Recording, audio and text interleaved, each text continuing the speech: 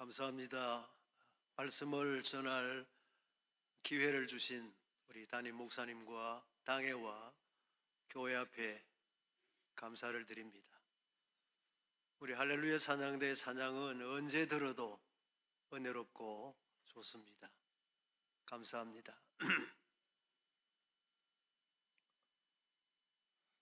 우리 교회 이 예배당은 36년 전에 건축이 되어졌고, 이 대예배실은 25년 전에 리모델링을 했었는데, 이번에 금년에 우리 교회가 이렇게 다시 밝고 환하고 깨끗하게 리모델링을 해서 너무 좋습니다. 앞에서 서서 이 깨끗한 본당에서 예배를 드리고 설교를 하려니까 아주 마음에 감동이 됩니다. 이처럼 우리 예배실이 밝고 환하고 이 조명이 가득한 예배실인데, 이제 여기서 나아가서 우리 교회가 하나님의 영광이 가득한 교회가 되면 좋겠다는 뜻으로 오늘 말씀을 증거하려고 합니다. 한번 제가 설교 제목을 말씀드리면 아멘으로 화답을 해주시면 좋겠습니다. 하나님의 영광이 가득한 교회가 되게 하소서. 아멘. 감사합니다. 그러면 하나님의 영광이란 무엇인가? 하나님의 영광이라는 말을 많이 사용하는데, 하나님의 영광이란 첫째로 무엇인가 하는 것입니다. 우리 성경은 이렇게 시작합니다. 태초에 하나님이 천지를 창조하시니라. 그렇습니다. 하나님께서 창조하신 모든 만물에는 하나님의 능력과 신성이 다 나타나 있습니다. 로마서 1장 20절 말씀처럼 창세로부터 그의 보이지 아니하는 것들, 곧 그의 영원하신 능력과 신성이 그가 만드신 만물에 분명히 보여 알려졌나니 그러므로 그들이 핑계하지 못할지니라. 그가 만드신 만물, 하나님께서 만드신 모든 만물에는 하나님의 능력과 신성과 솜씨가 다 나타나 있다 하는 것입니다.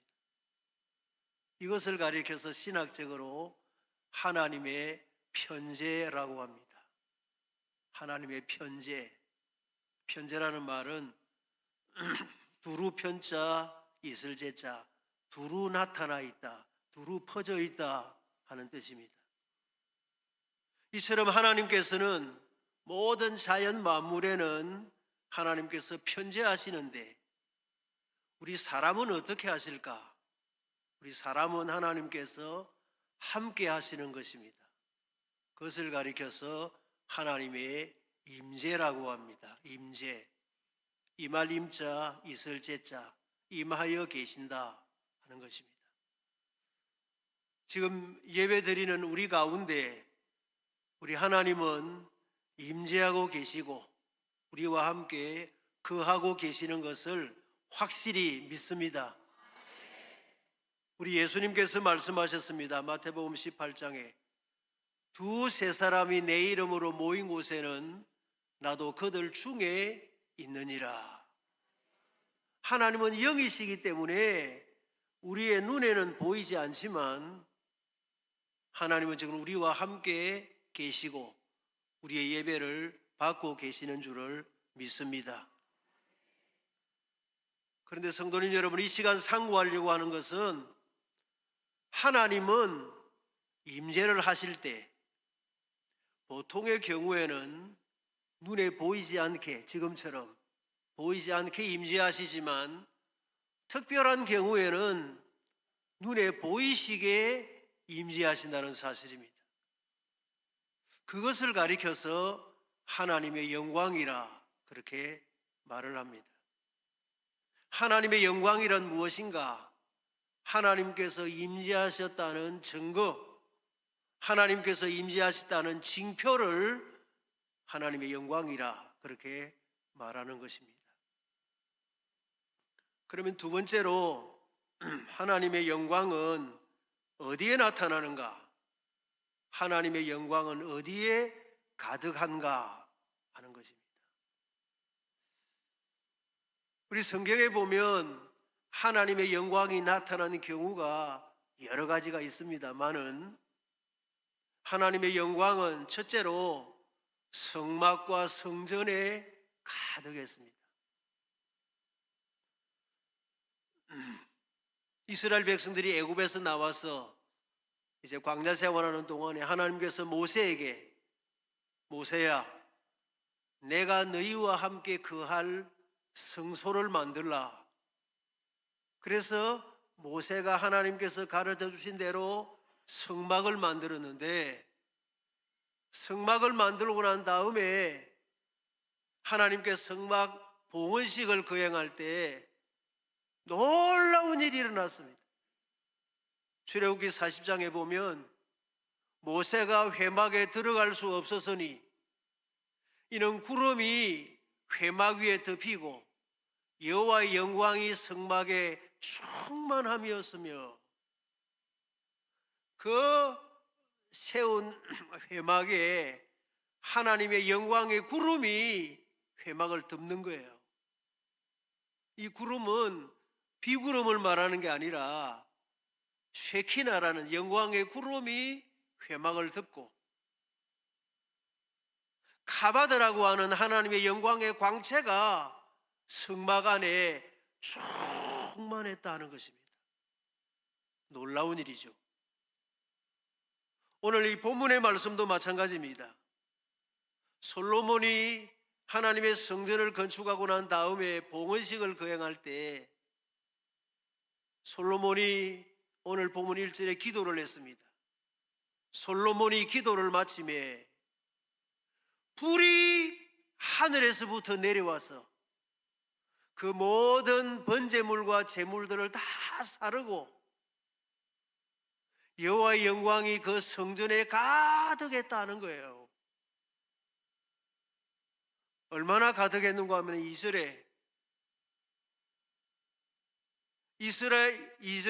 여호와의 영광이 여호와의 전에 가득함으로 제사장들이 여호와의 전으로 능히 들어가지를 못했다 하는 것입니다.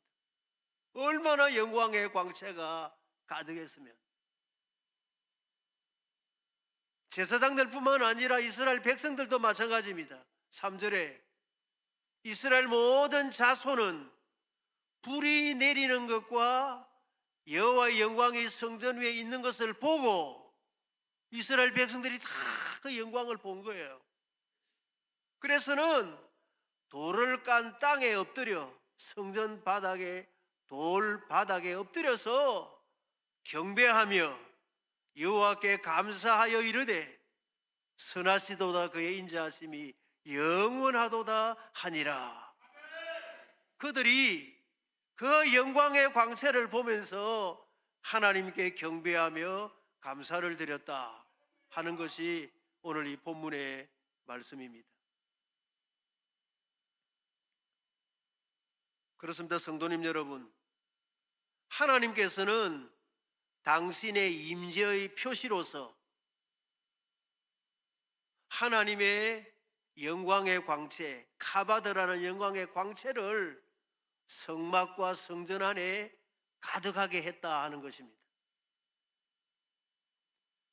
이렇게 말씀드리면 혹 궁금하게 생각할 수도 있습니다. 그 성막과 성전 안에 어떻게 영광의 광채가 가득했을까? 여러분, 성막이나 성전은 크게 두 부분으로 되어 있습니다. 우리 성도님들이 앉아 계시는 쪽을 성소라고 하면 이 앞쪽은 지성소죠. 여기 휘장이 이렇게 내려져 있습니다. 근데 지성소 안에는 언약궤라는 궤가 있습니다. 궤. 그 궤 안에는 모세가 하나님께로부터 받은 십계명 돌판 2개와 광야에서 먹었던 만나, 그 만나를 담은 돌 항아리와 그리고 아론의 쌍난 지팡이 세 가지가 그 궤 안에 이제 들어있는 거예요. 그리고 그 궤를 덮는 그 뚜껑을 속죄소라고 합니다. 속죄소. 그 속죄소 뚜껑 위에 양쪽으로 천사, 그룹, 천사 모양의 형상을 만들어서 이렇게 양쪽에서 얼굴을 마주보고 세워놓은 거예요. 여러분 상상이 되십니까? 속죄소 위에 두 그룹이 마주보고 이렇게 서 있는 형상의 모양을 금으로서 만들어 놓은 거예요. 그런데 이 속죄소와 이 그룹 사이의 이 중간이 하나님의 임재의 자리이고, 여기에서 하나님의 영광의 광채가 환하게 나타났다 하는 것입니다. 모세가 하나님과 대화할 때 여기에서 하나님의 음성을 들었습니다. 이것이 하나님의 영광이라 하는 것입니다. 그런데 성도님 여러분, 이렇게 성막과 성소에 하나님의 영광이 가득했었는데, 이게 웬일입니까? 하나님의 영광이 성전을 떠나가는 사건이 생겼다 하는 것입니다.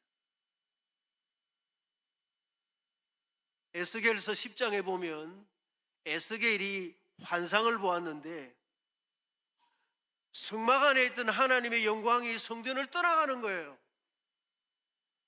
시간 관계상 상세하게 설명을 드리지 못하지만 10장에 보면 하나님의 영광이 성전 안에 지성소에 있었는데, 이 영광이 저 성전 문지방을 넘어서 동문을 통해서 성읍 동쪽 산으로, 그 산은 감람산입니다.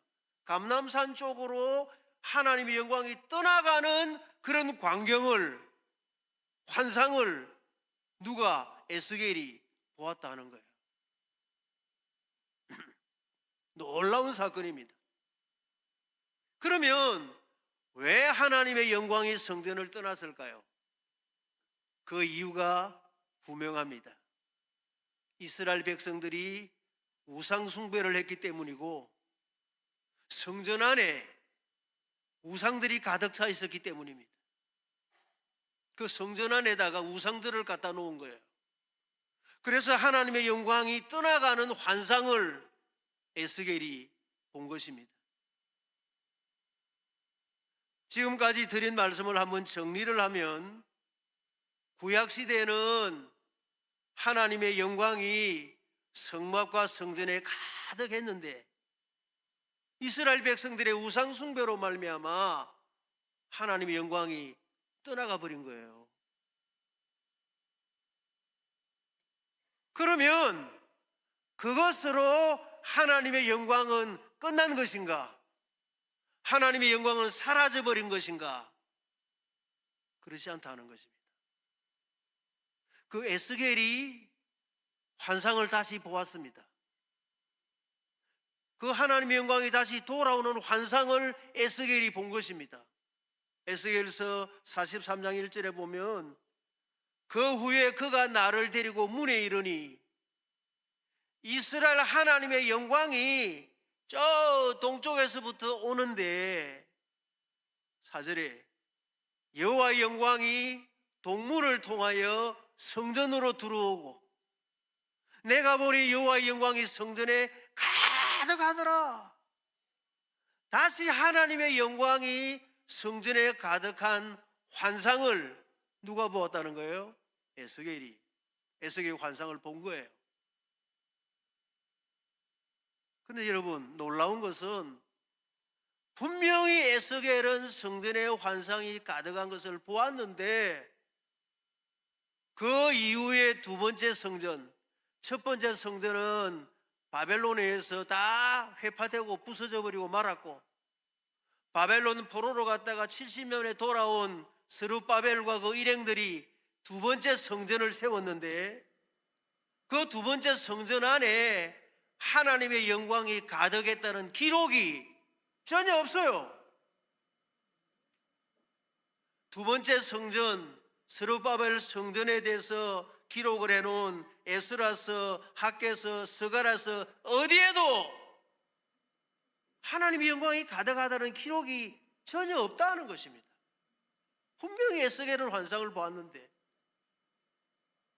그런데 학개서에 보면 이런 기록이 하나가 나옵니다.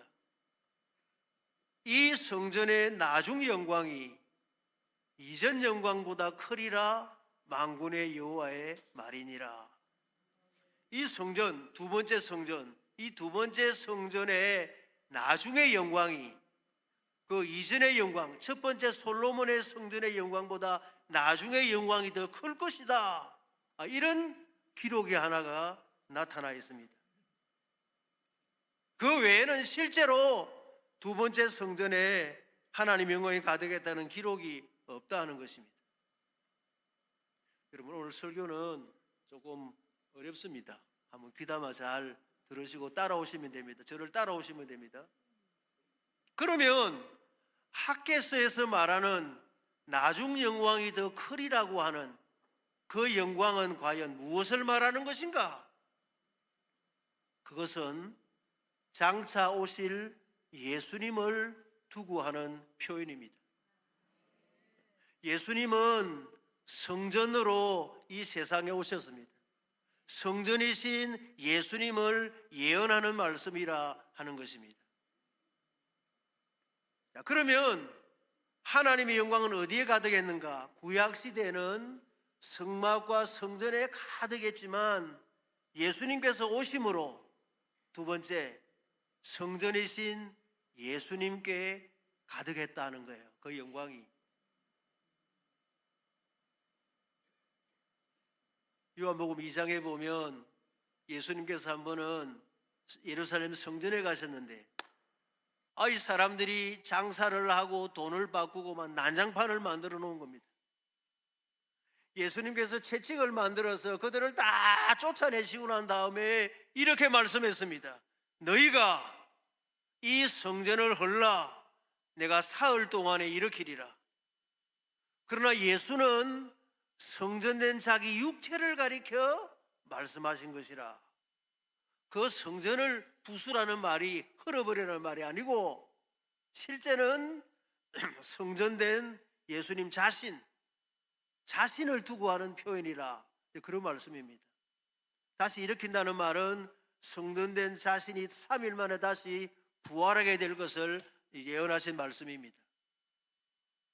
그러니까 예수님께서 말씀하시는 성전은 내가 성전인데, 성전이면 예수님 안에 영광이 가득해야 될 거 아닙니까? 영광이 가득했습니다. 요한복음 1장 14절에 말씀이 육신이 되어, 말씀은 예수님입니다. 육신이 돼서 우리 가운데 거하심에 우리가 그분의 영광을 보니까 아버지의 독생자의 영광이더라. 아버지 하나님의 독생자의 영광이 예수님 안에 가득했다 하는 것입니다.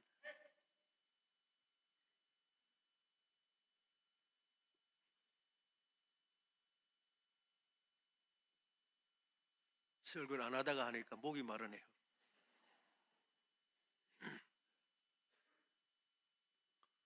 우리 성경은 예수님에 관한 책입니다.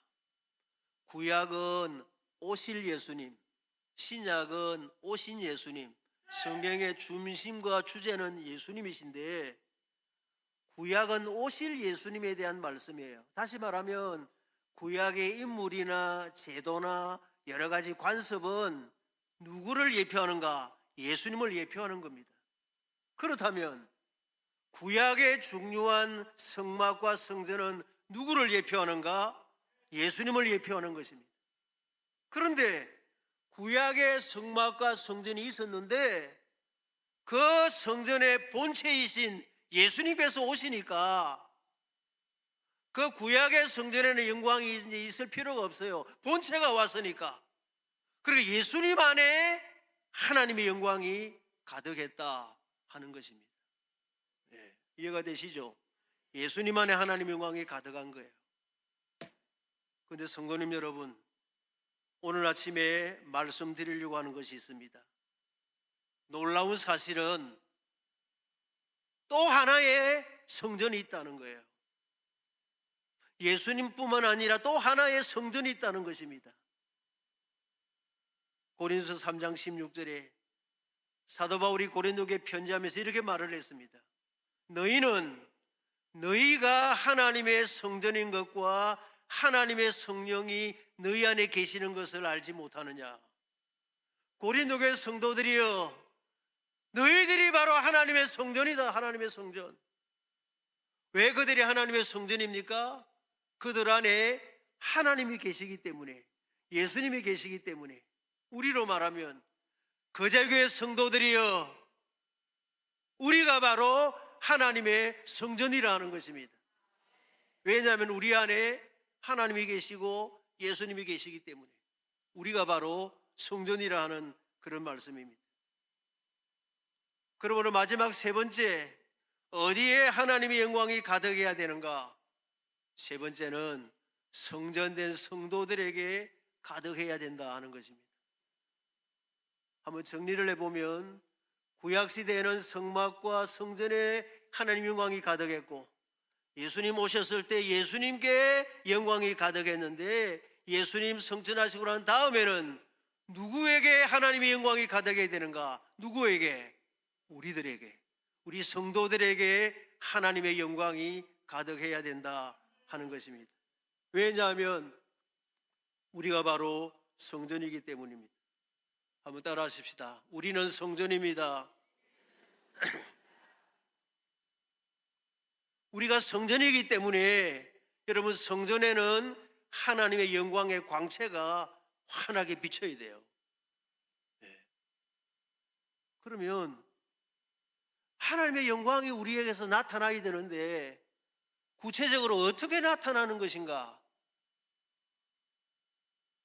구약시대에는 하나님의 영광의 광채가 가시적으로 눈에 보이도록 영광의 광채가 나타났습니다. 그런데 신약시대는 그렇게 가시적으로 나타나는 것이 아닙니다. 예를 들면 모세가 산에 올라가서, 시내산에 올라가서 하나님을 만나 뵙고 내려왔을 때 모세의 얼굴에 무엇이 가득했습니까? 광채가 가득했어요. 그래서 백성들이 모세를 쳐다볼 수가 없었어요. 쳐다볼 수가. 그래서 모세가 가지고 있던 수건을 가지고 자기 얼굴을 가렸어요. 이렇게 닥스 손수건을 가지고 가렸습니다. 이렇게 백성들이 볼 수가 없어. 너무 광채가 나니까. 그러나 신약시대에는 그렇게 광채가 나게 하나님의 영광이 나타나는 게 아닙니다. 제가 한창 목회할 때 어떤 교인 한 분이 저를 보고 기분 좋으라고, 목사님 오늘 설교를 하시는데 얼굴에 광채가 납니다 이러는 거예요. 그래서 제가 모세처럼 광채가 난 게 아니고 제가 고급 화장품을 써서, 아마란스 화장품을 써서 얼굴에 광채가 납니다, 그렇게 대답을 했습니다. 구약시대에는 하나님의 영광이 가시적으로 나타나지만 신약시대에는 인격적으로 나타난다 하는 것을 여러분 기억하셔야 됩니다. 인격적으로. 우리가 하나님의 영광을 나타내려면 하나님의 영광의 본체이신 누구를 닮아야 할까요? 예수님을 닮아야 하는 거예요. 하나님의 영광이 가득하려면 첫째로 우리는 예수님으로 가득해야 됩니다. 예수님으로. 그래서 사도 바울이 로마교회 편지하면서 이렇게 말을 했습니다. 오직 주 예수 그리스도로 옷을 입어라. 완전히 예수님으로 옷을 입어라 이거예요. 그래서 나를 보면 누가 보이도록? 예수님이 보이도록. 그래서 항상 예수님처럼 생각하고, 예수님처럼 말하고, 예수님처럼 행동하고, 예수님처럼 살아가는 예수 그리스도로 가득해야 나를 통해서 하나님의 영광이 나타나게 된다는 것입니다.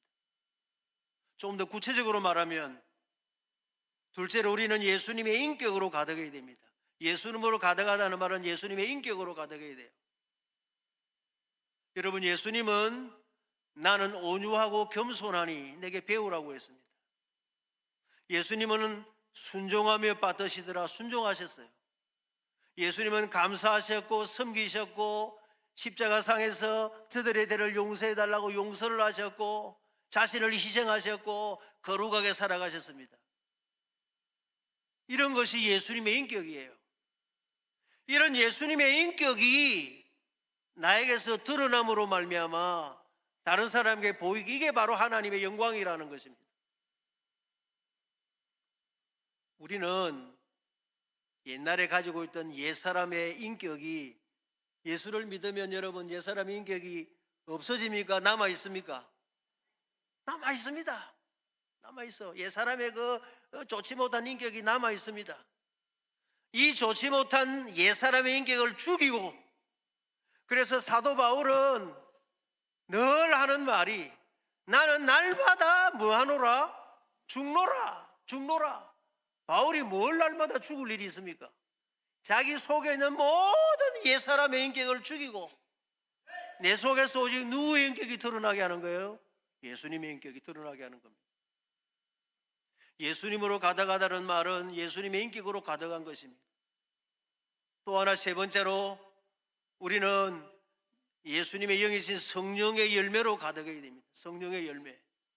갈라디아 5장에 보면 성령의 열매는 사랑과 희락과 화평과 오래 참음과 자비와 양성과 충성과 온유와 절제니, 이런 성령의 열매가 우리에게 충만하게 드러날 때 이것이 바로 하나님의 영광이라 하는 것입니다.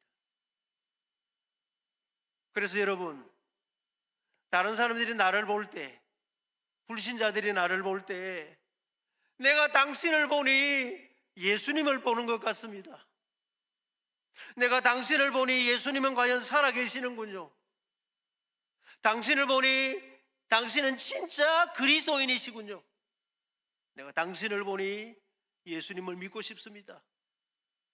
당신을 보니 거제교회에 다니고 싶습니다 라는 고백이 저 불신자들 속에서 일어날 수 있도록 우리 속에 예수님으로 가득하고 예수님의 인격으로 가득하고 예수님의 열매로 가득하고, 그래서 하나님의 영광을 드러내면서 살아야 할 줄로 믿습니다. 얼마 전에 교회 복음 신문사에 사장 장로님이 저에게 신문 기사를 하나 메일로 보냈습니다. 그 제목이 뭔가 하면 부산 거제교회 개성여교 전교생과 교직원에게 해피 도시락 선물, 그런 제목이에요. 그래서 이게 뭔가 싶어서 잘 읽어봤습니다. 사진이 있었습니다. 우리 교회가 추수감사절을 맞아서 그 개성여고 교직원과 학생들 342명에게 해피 도시락은 도시락을 다 하나씩 나눠줬다는 거예요. 저렇게. 그리고 이제 마치고 돌아가는 아이들에게 하굣길에 저 구운 고구마를 나눠주었다, 그런 기사가 사진과 함께 뜬 거예요. 그걸 보면서 얼마나 감동이 오는지. 그러면 그렇지, 우리 교회가 그러면 그렇지. 너무 감동이 오는 거예요. 근데 그 기사에 이렇게 글을 써놓았습니다. 이 뜻깊은 나눔은 교회와 학교가 함께 다음 세대를 세우는 한국 교회의 새로운 공교육 협력 모델로 주목받고 있다. 이날 학교 캠퍼스는 감사와 기쁨의 에너지로 가득 찼다.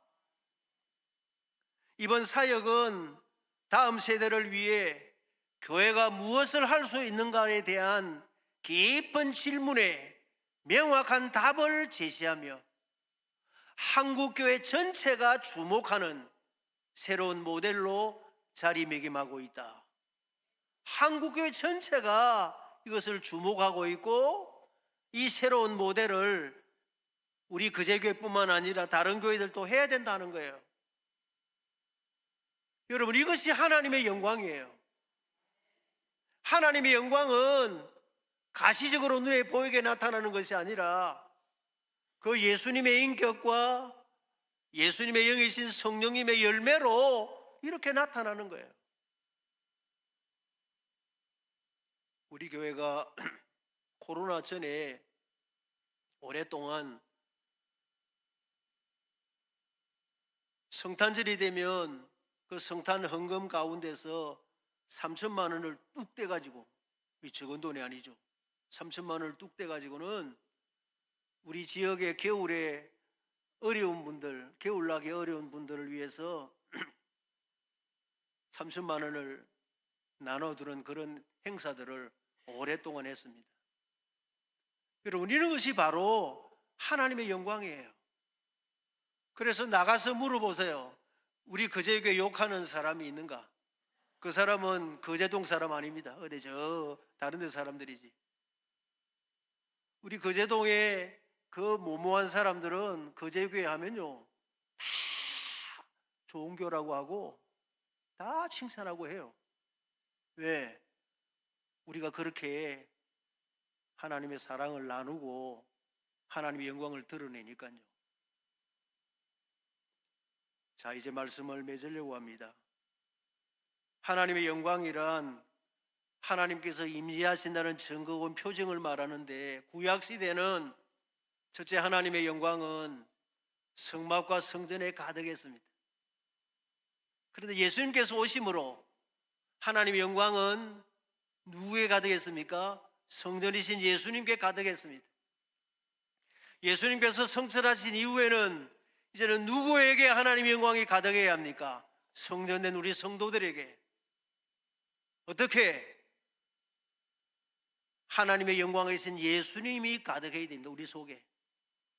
다시 말하면 예수님의 인격이 가득하고 예수님의 영이신 성령님의 열매로 우리는 늘 가득해야 될 줄로 믿습니다.